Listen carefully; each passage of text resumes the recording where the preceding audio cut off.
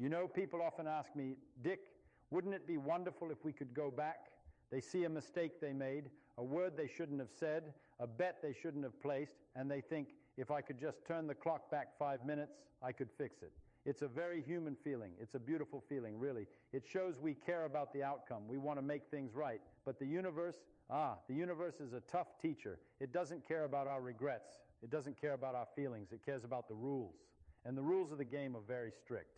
I've spent my whole life looking at these rules, playing with them, trying to find the loose threads, trying to see if I could untie the knot.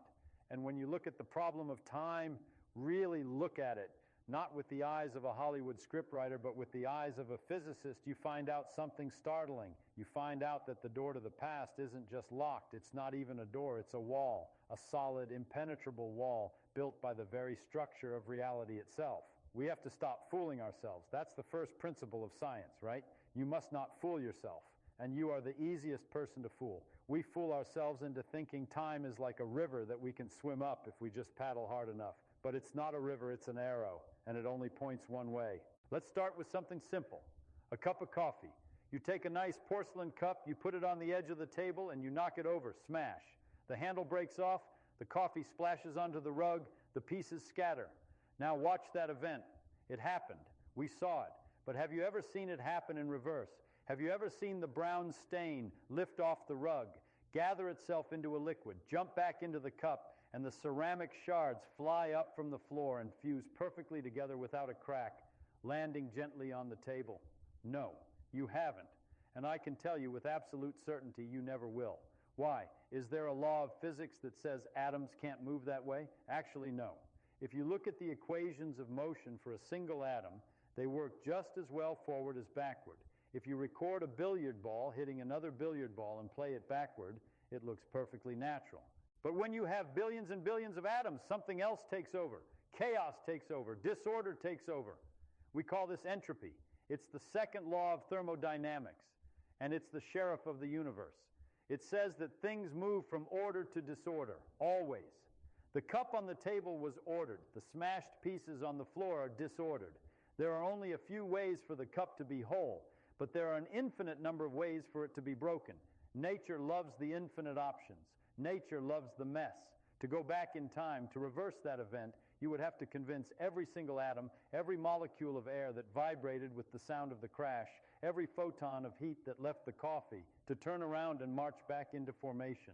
And you would have to reverse the entropy of the universe. And the universe is very stubborn. It likes its mess. It likes its heat spreading out. It likes its stars burning down. We are falling through time, falling from a state of high order, the Big Bang, toward a state of total disorder. You can't stop the fall, and you certainly can't fall upward. So right there, before we even build a machine, the arrow of time is telling us, no entry, one-way street. But let's say you're stubborn. I like stubborn people. Let's say you tell me, Feynman, I don't care about the coffee cup. I just want to jump back 10 minutes and not say that stupid thing to my boss. You want to build a machine, a box. You climb in, you twist a dial, and you step out 10 minutes ago. All right? Let's think about that. Let's look at the geometry of it. You see, we live on a stage, but the stage isn't sitting still. The stage is moving, and it's moving fast. If you sit in your chair right now, you feel still, but you're not. The Earth is spinning. It's spinning at 1,000 miles an hour at the equator. It's orbiting the sun at 67,000 miles an hour. And the sun, it's dragging the whole solar system around the center of the galaxy at 500,000 miles an hour.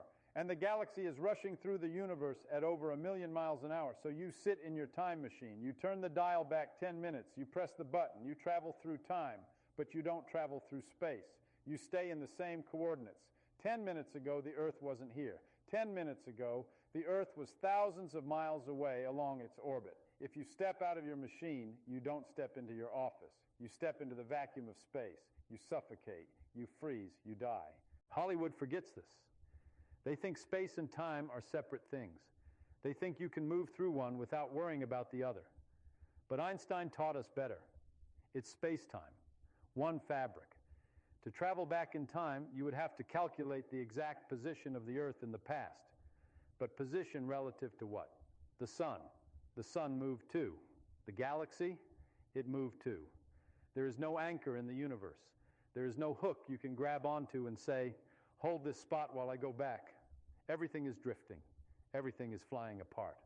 To hit the Earth 10 minutes ago would be like trying to shoot a bullet from a spinning merry-go-round and hit a fly on a moving train 3 miles away. The precision required isn't just hard, it's physically impossible because there is no absolute grid to measure against. So the machine kills you. That's a problem, but let's go deeper. Let's talk about the speed limit, the cosmic traffic cop. We know from relativity that time is flexible. It stretches. If you go fast, really fast, close to the speed of light, your time slows down. You could get in a rocket, fly around a black hole, come back, and 1,000 years have passed on Earth while only a few hours passed for you. That's time travel, but it's time travel to the future. It's a one-way ticket. You can see the future, but you can't come back to tell us about it. To go backward, the math suggests you'd have to go faster than the speed of light, and here nature puts up her hand and says, stop. Nothing with mass can reach the speed of light. Not a spaceship, not an electron, not a grain of sand. As you go faster, you get heavier. Your energy turns into mass. To get to the speed of light, you would need infinite energy. Think about that word, infinite. Not a lot, not all the energy in the sun. Infinite. It means there isn't enough juice in the entire cosmos to push you across that line. The universe has a speed limit, and it protects the past. It prevents you from outrunning the light that carries the image of now. But the thing that really bothers me, the thing that keeps me up at night when I'm playing with these equations, is the paradox. The logic of it. Nature is logical. It may be strange, it may be quantum, it may be probabilistic, but it is consistent. It doesn't contradict itself. A thing cannot be and not be at the same time. But time travel, it's a paradox factory. The classic one is the grandfather paradox. You know it. You go back in time, you kill your grandfather before he meets your grandmother. So your father is never born. So you are never born. So you never build the time machine. So you never go back to kill him. So he lives. So you are born. So you go back. Round and round, a loop, a glitch in reality. The universe doesn't like loops because must come before effect. The match must be struck before the fire burns.